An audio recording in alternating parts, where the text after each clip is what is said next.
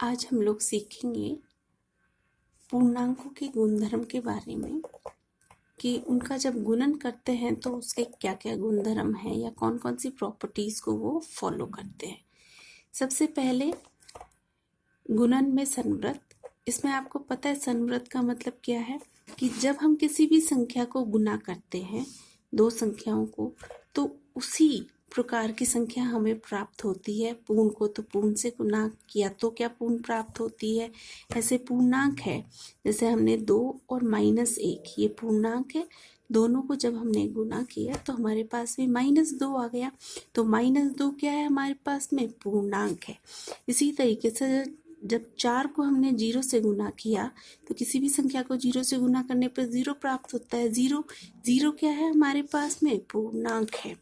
-4 को जब -2 से गुणा किया हमने तो माइनस और माइनस की संख्या पहले आपको समझा चुके हैं। ऋणात्मक को जब ऋणात्मक से गुणा करते हैं तो उत्तर हमारा धनात्मक में आता है।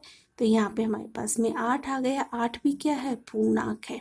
इसका मतलब जब किसी भी दो संख्या को हम गुणा करते हैं तो वो संवृत होती है, संवृत का पालन करती है। मतलब उसी पूर्णांक ही, दो पूर्णांकों को जब गुणा करेंगे तो हमारे पास में हमें पूर्णांक ही प्राप्त होते हैं।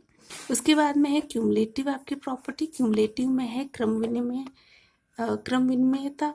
तो क्रम विनिमयता का मतलब हुआ कि जब हम लोग इनके क्रमों को बदल देते हैं तो क्या हमारे पास में समान उत्तर आता है।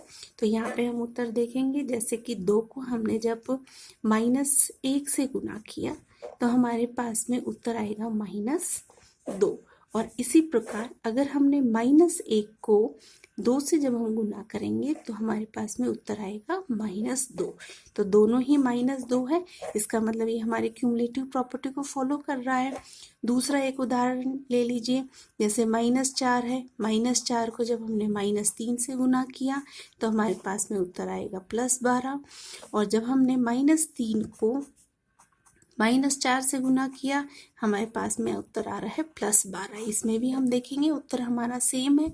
इसका मतलब जब हम इनके क्रमों को बदल देते हैं, ए को बी से गुणा करो या बी को ए से गुणा करो, हमारे पास में जो उत्तर है वो सेम ही आता है। तो पूर्णांक में जब गुणन हम करते हैं तो उसमें क्रम विनिमयता की पालना होती है।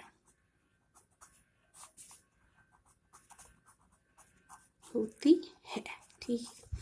इसके बाद में तीसरी चीज हमारे पास में आ गई गुणात्मक तत्समक। तत्समक मतलब वही चीज हमें प्राप्त होना। जब हमने योजक तत्समक पढ़ा था उसमें हमने पढ़ा था कि किसी भी संख्या में जब 0 को जोड़ते हैं तो हमारे पास में वही संख्या आती है। तो यहाँ पे गुण तत्समक क्या हुआ? किसी भी संख्या को जब 1 से गुणा करते हैं तो हमें वही संख्या प्राप्त होती है। जैसे 5 है, 5 को जब 1 से गुणा किया तो हमें 5 प्राप्त हुआ। -5 है, -5 को 1 से गुणा किया तो -5 है। -5 तो -5, 5 तो 5। तो ये हो गया हमारा गुणांक तत्समक। ये चीज याद रख लेना। योजक तत्समक आएगा तो 0 आएगा और गुणात्मक तत्समक आएगा तो 1 आएगा।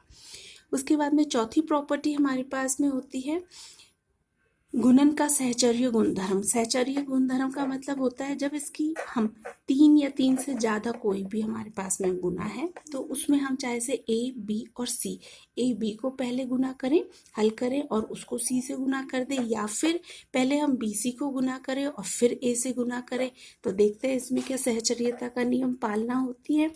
जैसे हम एक ले लेते हैं, -1 गुना में -2 गुना में -3। तो यहाँ पे हम सबसे पहले इन दोनों को हल कीजिए। इन दोनों को माइनस की माइनस से जब गुना करेंगे तो प्लस की संख्या हो जाती है। 1 को 2 से गुना किया तो 2 गुना में -3। इन दोनों को जब हमने हल किया तो यहाँ पे एक प्लस की संख्या एक माइनस की संख्या है तो 6 और -6।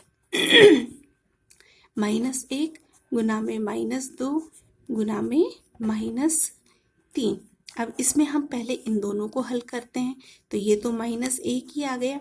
माइनस की संख्या को माइनस से गुना किया तो प्लस की आएगी और 2 को 3 से गुना किया तो 6। -1 को जब 6 से गुना किया तो हमारे पास में -6। इसका मतलब हमारे पास में उत्तर सेम है। तो जो गुणन है वह सहचर्य गुणधर्म की पालना करता है। अब है बेटा वितरण गुणन। ये इंपॉर्टेंट प्रॉपर्टी है। ये चारों प्रॉपर्टी तो आप पहले भी पढ़ चुके हो, पर वितरण गुणन जो है ये गुणा की स्पेशल प्रॉपर्टी में से एक प्रॉपर्टी है। यहाँ पे क्या है कि ए है, जब उसको गुना किया और दो संख्या आपस में प्लस में है, तो जब उसको एक्सपैंड कर रहे हैं, वितरण मतलब उसको फैला रहे हैं, उसको दूर दूर अलग अलग कर रहे हैं, तो ए को बी से गुना करो, प्लस में ए को सी से गुना करो, तो क्या हमारे पास में सेम उत्तर आता है। हम देखते हैं यहाँ पे, जैसे 3 है, 3 को गुना किया, -3 ले लो, -3 को गुना किया, यहाँ पे -2 आ गया और प्लस में -1 आ गया। इन दोनों को देखिए हमने क्या, तो यहाँ पे हमारे पास में इसको सिंपल हल कीजिए। सिंपल हल करेंगे तो -3 मल्टीप्लाई बाई ये माइनस की संख्या और माइनस की संख्या, -3 आ जाएगा, जुड़ जाएंगी, माइनस को माइनस से गुना करेंगे तो प्लस की संख्या 9 प्राप्त होती है। इसी को दूसरे रूप में कीजिए, -3 को पहले -2 से गुना कीजिए, एक पहले इसको हल कीजिए, फिर प्लस में, क्योंकि इन दोनों के बीच में प्लस का साइन है, प्लस में अब -3 है, इसको -1 से गुना कीजिए। इन दोनों को क्या, माइनस की संख्याएं हैं दोनों, तो हमारे पास में 6 आ जाएगी, प्लस में -3 और -1 है, दोनों ही माइनस है, तो हमारे पास में +3 आएगा। उत्तर क्या आया, 9 आ गया।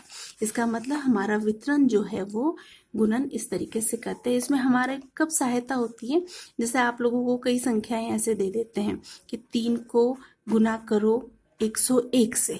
अब एक तरीका तो है सिंपल, आप इसको गुना करो, 3 आ गया, फिर 0 आ गया, फिर 3 आ गया। दूसरा तरीका है इसमें कि 3 है गुना 101 को हम लोग लिख सकते हैं 100 प्लस में 1। फिर हम इसमें वितरण का गुणधर्म करो तो 3 को पहले 100 से गुना करो, फिर प्लस में करो और फिर 3 को 1 से गुना करो, 3 गुना में 1। तो इसको हम लोगों ने किया, ये 300 आ गया, ये 3 आ गया, दोनों को जोड़ा तो 301 आ गया। बेटा ये तो छोटा था, इसलिए हम लोगों ने आसानी से यहाँ पे 303 कर लिया, पर कई बार बहुत बड़ी बड़ी संख्याएं आ जाती हैं, उस टाइम पे हम लोग वितरण गुणधर्म का प्रयोग करते हैं गुणा में। अब है पूर्णांकों के भाग। पूर्णांकों का जब भाग करते हैं तो इसमें चीज ध्यान रखने की है कि सबसे पहले तो हम संवृत पढ़ते हैं। तो संवृत में बेटा इसमें संवृतता का जो गुण है वो भाग फॉलो नहीं करता है। क्यों नहीं फॉलो करता है, देखिए। चलो -2 को हमने -1 से किया तो हमारे पास में उत्तर आ गया 2 आ गया, तो ये तो ठीक है, हमारा पूर्णांक ही प्राप्त हुआ। पर जब हम लोग किसी संख्या को, हम लोगों ने यहाँ पे 1 है और 2 से भाग किया तो ये तो आपस में कट नहीं रहा, तो ये तो हमारा पूर्णांक नहीं है। ये पूर्णांक नहीं है, इसका मतलब जो भाग है वो संवृतता की पालना नहीं करता है। दूसरा गुणधर्म भी इसमें है कि क्रम विनिमयता का हम लोग पढ़ेंगे। क्रम विनिमयता का इसमें भी देखो बेटा, जैसे 2 को जब हमने 1 से भाग दिया तो हमारे पास में 2 आया, पर जब हमने 1 को 2 से किया, क्रमों में परिवर्तन किया, तो यहाँ पे हमारे पास में 1/2 आया। तो क्या ये सेम उत्तर है, ये और ये अलग है। तो इस तरीके से जो भाग है वो ना तो संवृतता की पालना करते हैं, ना ही क्रम विनिमयता की पालना करते हैं। इस प्रकार आपके पूर्णांकों के बारे में हमने पूरा पढ़ लिया। पूर्णांकों के जोड़ के नियम पढ़ लिए, घटा के गुणधर्म पढ़ लिए, भाग के गुणधर्म पढ़ लिए और गुणा के गुणधर्म पढ़ चुके।